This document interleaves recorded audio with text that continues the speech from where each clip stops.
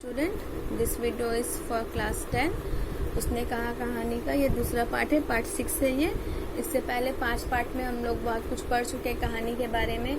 इससे पहले वाला पार्ट जो था, पार्ट 5 में हम लोग पढ़ चुके थे कि कमांडर के रूप में कोई कमांडर, इंडियन कमांडर कोई आता है खंदक के अंदर, इन लोग इंस्ट्रक्शन देता है कि हम लोगों को इसी वक्त ही धावा करना होगा, मतलब हमला करना होगा।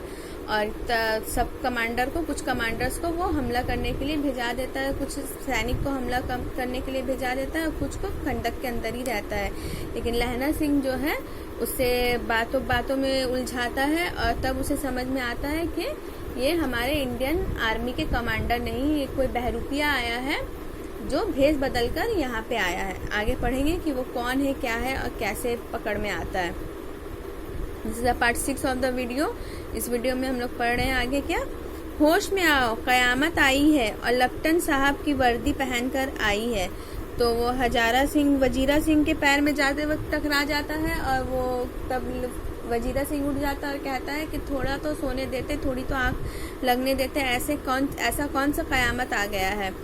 तब लहना सिंह कहता है होश में आ जाओ, कयामत ही आया है और वो भी लेफ्टिनेंट साहब की वर्दी पहनकर आया है। क्या? वजीरा सिंह पूछता है क्या? लेफ्टिनेंट साहब या तो मारे गए हैं या कैद हो गए हैं। उनकी वर्दी पहनकर ये कोई जर्मन आया है। सूबेदार ने उसका मुंह नहीं देखा, मैंने देखा है और बातें की है। सोहरा साफ उर्दू बोलता है पर किताबी उर्दू। मुझे पीने को सिगरेट दिया है। तो वो कहता है हमारे जो लेफ्टिनेंट साहब है, लेफ्टिनेंट साहब जो हैं वो या तो मारे गए हैं या फिर कैद हो गए हैं। उनकी वर्दी पहनकर कोई जर्मन आया है। सूबेदार ने उसका मुंह नहीं देखा है, मैंने देखा है और मैंने उससे बातें भी की है। वो बहुत साफ उर्दू बोलता है, वो लेकिन किताबी उर्दू बोलता है और मुझे पीने के लिए वो सिगरेट दे रहा है। ये लहना सिंह का कथन है, लहना सिंह कह रहा है वजीरा सिंह से।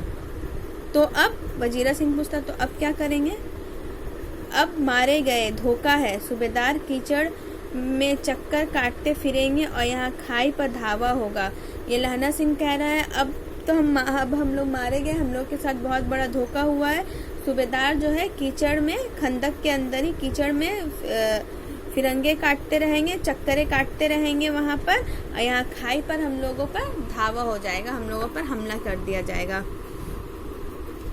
पर खुले में धावा होगा, उठो एक काम करो, पर खुले में धावा, लेकिन खुला हमला होगा हम लोगों के ऊपर। तो उससे कहता है, वजीरा सिंह से कहता है लहना सिंह तुम जल्दी उठो, एक काम करो, पलटन के पैरों के निशान देखते देखते दौड़ जाओ, अभी बहुत दूर नहीं गए होंगे। तो वो कहता है कि फौजी लोग का पैर का निशान देखते देखते तुम आगे बढ़ो, उन लोग अभी ज़्यादा दूर नहीं गए होगा।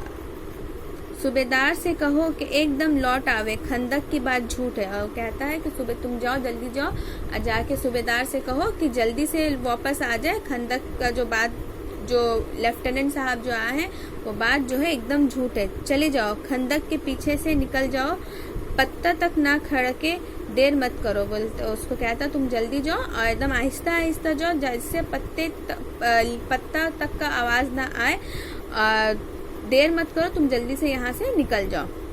हुक्म तो ये है कि यही।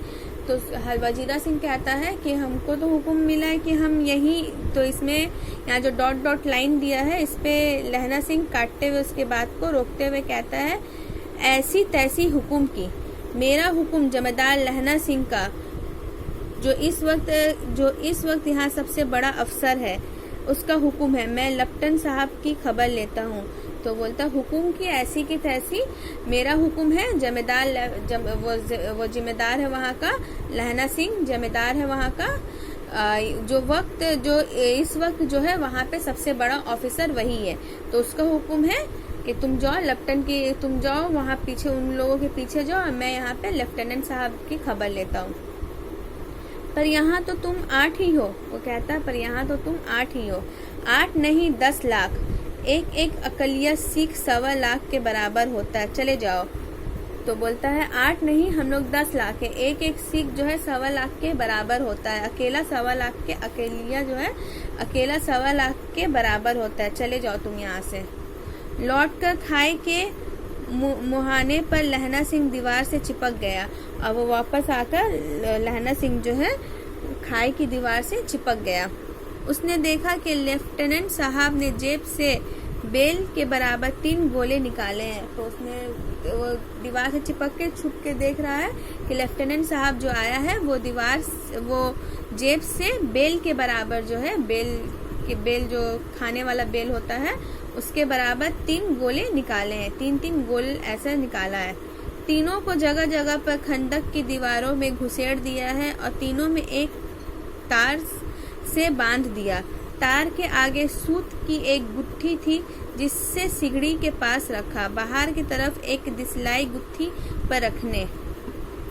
तो तीनों जगह उन्होंने देखा कि तीनों को जगह जगह पर खंडक की दीवारों में घुसेड़ दिया। उसने देखा कि 3 बड़ा बेल के बराबर गोला निकाला है, गोल गोल निकाला है और वो दीवार की खंडक की दीवार में उसे घुसा दिया है तीनों में, लेकिन एक जैसा 3 को 3 तरफ बांध दिया है और लेकिन तीनों में एक ही तार लगा हुआ है। तार के आगे एक सूता का गुत्थी बंधा हुआ था, एक सूता बंधा हुआ था जिसे सिगड़ी के पास रख दिया गया है। बाहर की तरफ एक दिसलाई की गुत्थी, एक दिसलाई का पूरा एक गुच्छा वहां पे रख दिया गया था। रखने। लहना सिंह बिजली की तरह दोनों हाथों से उल्टी बंदूक को उठाकर साहब की कोहनी पर तन कर दे मारा। रखने जब वो दिसलाई की गुत्थी को वहां रखने ही जा रहा था कि लहना सिंह ने दौड़ के बिजली की तरह वो दौड़ा और उल्टी बंदूक को उठाकर साहब की कोहनी पर तनकर साहब की कोहनी पर मारा। धमाके के साथ साहब के हाथ से दिसलाई गिर पड़ी और धमाके के साथ जो है साहब के हाथ से दिसलाई भी गिर पड़ी। लहना सिंह ने एक कुंडा साहब की गर्दन पर मारा और साहब ओह माय गॉड। तो एक लहना सिंह ने पिस्तल के पीछे की कुंडा से एक उसकी गर्दन पर एक ही बार उसके गर्दन पर किया और वो चिल्लाने लगा आह माय गॉड कहते हुए वो चित हो गए। इतना ही कहते हुए वो बेहोश हो गया। लहना सिंह ने तीनों गोले बिन कर खंडक के बाहर फेंके और साहब को घसीट कर सिगड़ी के पास लिटाया। लहना सिंह ने जल्दी से वो तीनों गोला जो रखा था खंडक के अंदर, तीनों गोलों को इकट्ठा किया और खंडक के बाहर फेंक दिया और साहब जो थे उसको घसीटता हुआ सिगड़ी के पास लेकर आया। जेबों की तलाशी ली। 3-4 लिफाफे और एक डायरी निकालकर उन्हें अपनी जेब के हवाले किया। उसने उसकी तलाशी ली, जेब की तलाशी ली तो उसमें से 3-4 लिफाफ मिले उसको और एक डायरी मिला जो वो अपने जेब में रख लिया था। साहब की मूर्छी हटी। लहना सिंह हंसकर बोला। अब साहब जो था थोड़ा होश में आने लगा तो लहना सिंह हंसते हुए क्या बोलता उनसे, क्यों लेफ्टिनेंट साहब मिजाज कैसा है? आज मैंने बहुत सी बातें सीखी। तो वो कहता है क्यों लेफ्टिनेंट साहब आपका मिजाज अब कैसा है? आज मैंने बहुत सारी बातें सीखी है। ये सीखा कि सिख सिगरेट पीते हैं। उसने क्या सीखा है कि सिख लोग जो है सिगरेट पीते हैं, लेकिन सिख लोग जो है जो प्योर सिख होते हैं वो लोग सिगरेट नहीं पीते हैं।